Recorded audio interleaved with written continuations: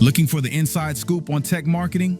You're listening to XTech Extra, the bite-sized series brought to you by the experts at Fox Agency. Hello and welcome to XTech Extra by Fox Agency. I'm your host, Debbie Forster MBE. Join me as I take a deep dive into the expertise of those who live and breathe B2B tech marketing every day, the Fox Agency team. Now today, I'm joined by Jessica Lambert, and she's the lead consultant in automotive here at Fox Agency. Jessica, welcome. Hi, Debbie. Wonderful to be here. Now, I really like trying to get in to know people as humans before we jump into the deep expertise that you're going to share with us. So, Jessica, tell me about your career so far, and how did you find yourself here at Fox Agency? Great question. I suppose I started my career in the B2B space, actually, but in a very much like a small agency on the King's Road in Chelsea, actually. So pretty much like a startup style environment. So very fun. I thought I'd looked out at the time because I was on the King's Road and I had all the nice shops available to me. Deeply cool. Nice location. So I was there for some time, actually, and I ended up kind of going part-time and doing my MSc in media communications. And then after I finished that, the small agency was growing into New York and I got offered a position there. So I moved to New York with them to head up kind of client services, which was very cool. And it wasn't till kind of after that and after I had the whole kind of New York experience that I headed back to the UK and got into more traditional advertising. And that's when I kind of got into more of the automotive space, which was also amazing. So I initially worked with Hyundai. That was one of our flagship clients at the time, working on Click to Buy, which is their first e-commerce play. And then I went from that to a really cool role for me at the time, which was heading up Ford's owner area of marketing in Shanghai. So again, a very different experience in Asia Pacific, a whole new world for me to take in and a real adventure. And then back to the UK with Jaguar Land Rover. So I got, as you can tell, very in-depth knowledge of automotive across that. And in some big names and really different names with different images, etc. So then why Fox Agency? How did you end up here with us? Well, I guess Fox was kind of like a perfect connecting of the dots, really. So obviously started in B2B, which is so different. It's very big, global, complex corporates, and it's a very sort of specific mindset. And so connecting that with my auto experience here at Fox just felt like a nice kind of bringing together of everything for me. So, yeah. Now listen, as a lead consultant in automotive, you must be immersed in vehicle systems, software, EV ecosystems. It's all moving really fast, all under pressure. From your perspective, what's changed most in automotive in the last 10 years? Oh, I get asked this a lot, but it's an odd one. It's almost everything and nothing is changing because I think we've been reimagining the auto space for like a decade now. So much technology has advanced and changed, but it's still, a very slow moving beast, and it's kind of takes a long time to change.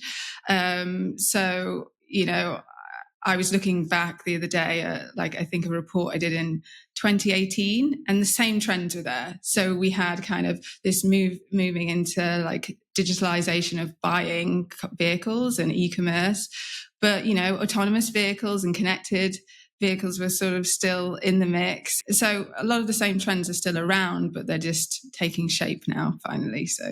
And that's useful to know, I think, if you're trying to establish yourself in that B2B space, because for someone like me outside looking in, completely different. It feels more often like we've got computers with wheels.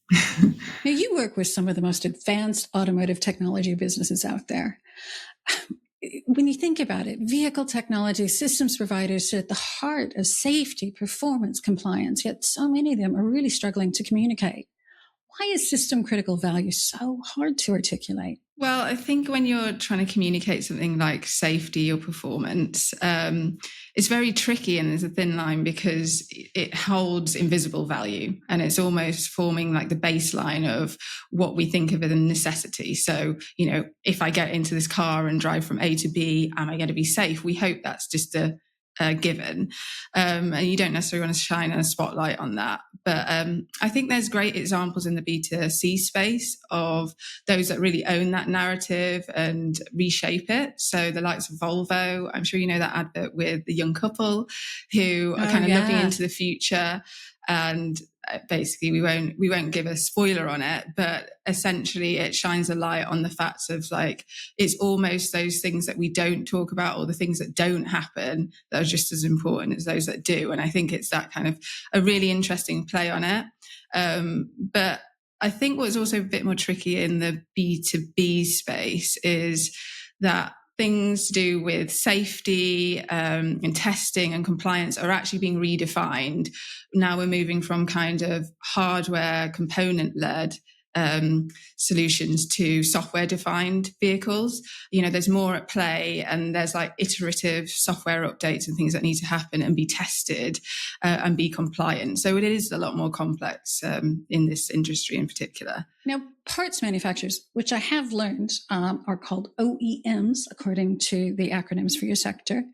Well done.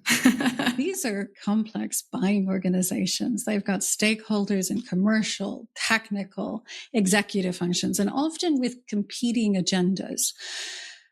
From a marketing and messaging point of view, how do successful suppliers influence multiple decision makers with just one coherent story? Well, I think you always have to remember, and this is any kind of marketing, you have to remember what problem are you solving for your audience. And it's not always to start with kind of like the technicalities, but to actually start with that solution in mind and get to that point. And I think this is where marketing is really important and becoming more and more valuable in these kind of B2B environments, because marketing's role is to maybe hear from all the internal stakeholders or hear from all the external stakeholders or customers and actually see what is that one thread that ties everything together. What is that singular kind of narrative that helps communicate a core value of whatever solution you're trying to sell. I mean, I think that's important because it would be easy to try and make a complex environment complicated and a different story for each stakeholder. Yeah. But what you're talking about is bringing one single thing that seems to anchor it all and building off from that. I think that's really important. Yeah. What about strong positioning? What does that look like when you're selling something that's deeply technical, but we need it to be understood? Well, again, similar sort of principles. So you have to sell the value to whatever customer it is. You can't sell the technical specification, especially when there might be multiple technical specifications related to your solution. There's a novel or system accompanying it, the old spec sheets, isn't there? It would be a bit much. So I think... I think storytelling is a great way to do that. I think sort of user-generated experiences or ways to demonstrate an experience can work really well. And I think there's a great example that I love, which is, of course, everyone will know this. It's the Apple Mother Nature advert. Oh, yeah. Communicating sustainability. So sustainability is very technical, actually. You're talking about carbon neutral and, a lot of statistics. And, this has meaning to investors. It has meaning to partners. It has meaning to the end customers. But that advert actually humanized and created a character out of those technical specs. Super smart, because that character can have accountability. Yeah. And also it's almost like the spine of which that lots of different stakeholders or customers could really understand the value proposition that they were selling there and the promise they were making. So I think that's a way. I also think there's lessons we can learn from more advanced sectors like China, where they're actually doing what we kind of term industrial tourism. So they're actually making, factories an experience where people can come in, students can come in, prospective clients can come in and experience with the experts what's going on in these factories. Obviously, a bit of a sort of behind the curtain element, but wow. I think that's an exciting opportunity as well of like, how could that work in this space? Okay, so let's focus for a minute on that EV ecosystem Businesses often have strong technology, but they're still facing equally strong skepticism. Now, why is the confidence, operational and economic, such a big commercial hurdle? Yeah, well, I think you can have kind of great technology, and this is a great example of this. You have great technology, but without the human adoption or trust element, you don't get that tipping point in society where everything just rolls out and it feels normal to us all. And we've definitely got that with EV for sure. And it's almost like the two need to converge. So you absolutely need, obviously, the tech to be ready to go. You need investment, incentivization.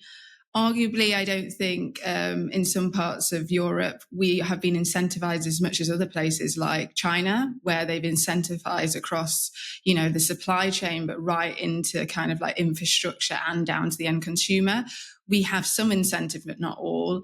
And I think we also have, PR that's out there around kind of more negative stuff like EV batteries being dumped in the ocean and the impact of that, which just spreads that sort of doubt when there's already a lot of doubt existing. Range anxiety might have been resolved. Oh, I felt my range anxiety. No, I do know that. And it's overread by the press, isn't it? If I haven't thought to have range anxiety, I didn't know it was a thing until the news told me it had a name, and I have that feeling.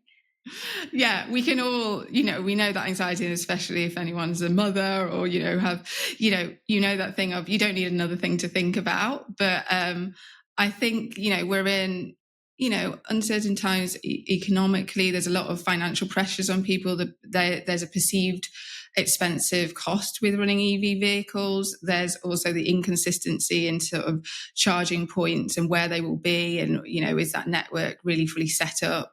And then, of course, the range anxiety. So there's loads of reasons that haven't pushed us over the edge.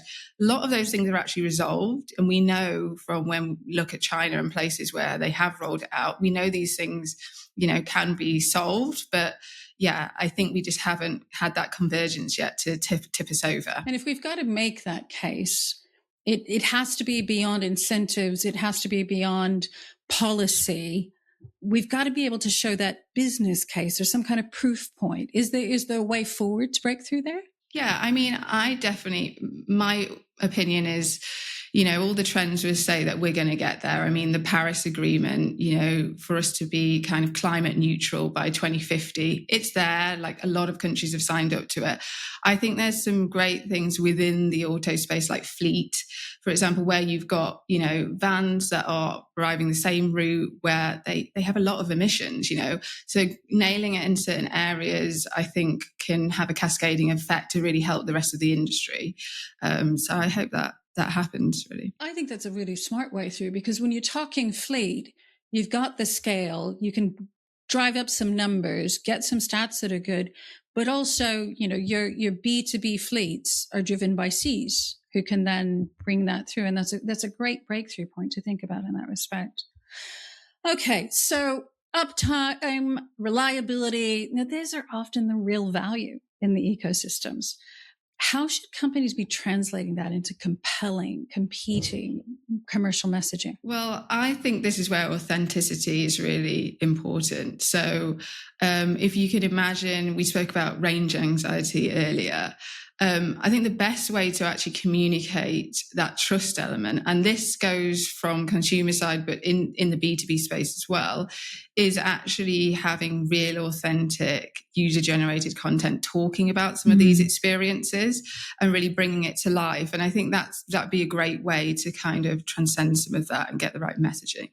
And this is where I think marketing is increasingly important in this space, because they play a role where they can get involved earlier, help shape that strategic narrative and make sure the right tools are sort of used to get that kind of messaging across. Okay, when we think about the storytelling, it's balancing positive and negative stories, and responsiveness, speed. These are critical when things go wrong, but they're rarely front and center in marketing. Should they be? I think absolutely. Again, I think it goes back to is that the single message that you should be putting out there, or is it part of the message? So, but it is quite crucial in these spaces, particularly in B2B.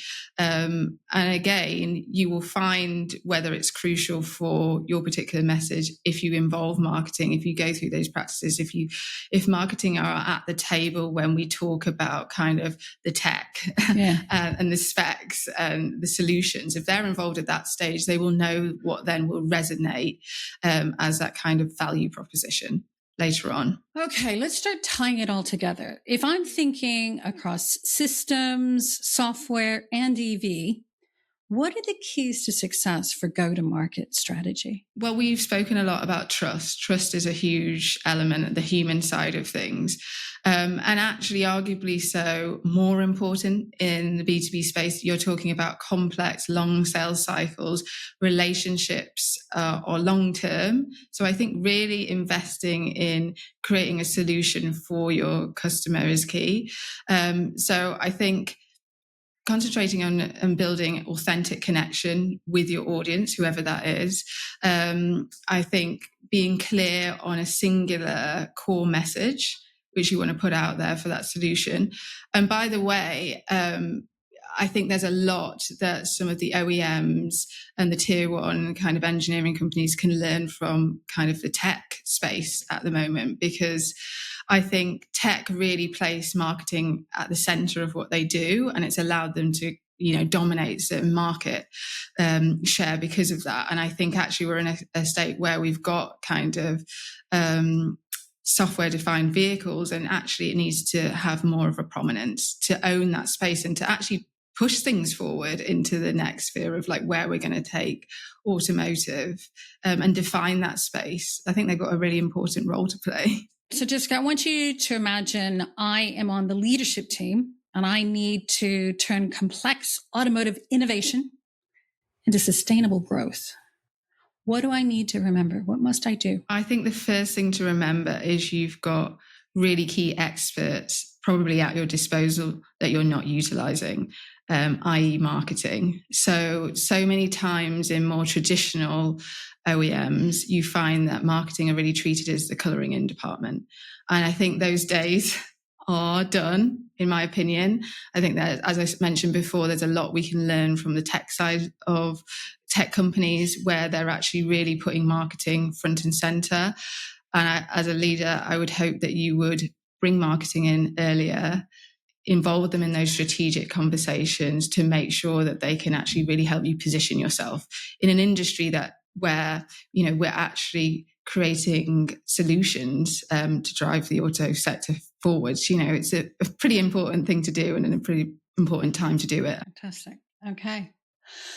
All right. Now we can take a breath. I love hearing from guests thinking about the horizon on what's worrying them, annoying them, or getting them excited. What's that for you? What's on the horizon? Well, of course, driverless vehicles is quite an exciting one in the sector. And you've probably heard that driverless robo-taxis are coming, actually due to hit cities like London this spring. Which is insane. Yeah. It's insane. And I'm just very intrigued to understand how driverless cars will adapt to the streets, windy streets like London compared to like more simplistic grids. So I think there's a lot for us to kind of watch and learn from. And that will be really testing how the systems work and how they interplay. And what stories you tell around it. Because again, it's a very different scenario winding around the back roads in London during rush hour. So, okay, something to watch. Absolutely. And then I go back to you as a human. I love to gather a list of what I could be reading, listening to, or watching. What would you recommend? Well, I've definitely got two favourites. The first, who I go back to again and again, is Seth Godin, who probably is a bit like Marmite for some people. For me, I find him really inspirational. I particularly like his book, This is Marketing, which is actually really got some really important points around, I think, B2B marketing and actually creating solutions and serving your customers as opposed to pushing things out to them, but really actually you have a role to actually deliver and push things forward and help your customers, which I love.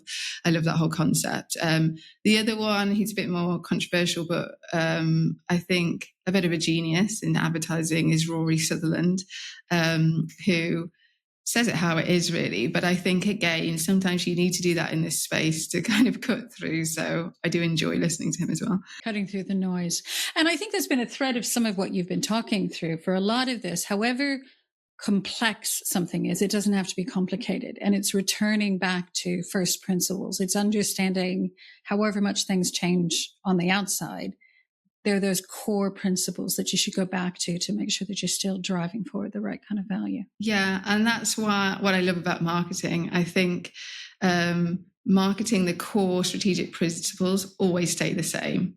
You know, it's about the customer. It's about getting the messaging right. It's about doing all the thinking to lead to that one point that's going to land and cut through. But I think there's obviously a lot of tools at our disposal now that have really changed that, you know, user-generated content and all the stuff that's going on in the B2B space. But, you know, that's what makes it fun. And that's great. Thank you. And thank you for doing this, Jessica. I've really enjoyed talking to you today. Likewise, it's been an absolute pleasure. Thanks so much, Debbie. And that's all for this episode of XTech Extra. Don't forget, you can also hear from more of the leading voices across the entire global tech community on the main XTech podcast. We'll be back next time with more actionable advice from the minds at Fox Agency. Thanks for tuning in. Keep exploring the world of tech. Subscribe to our podcast to never miss an episode. To discover more opportunity for global B2B tech brands, visit fox.agency today.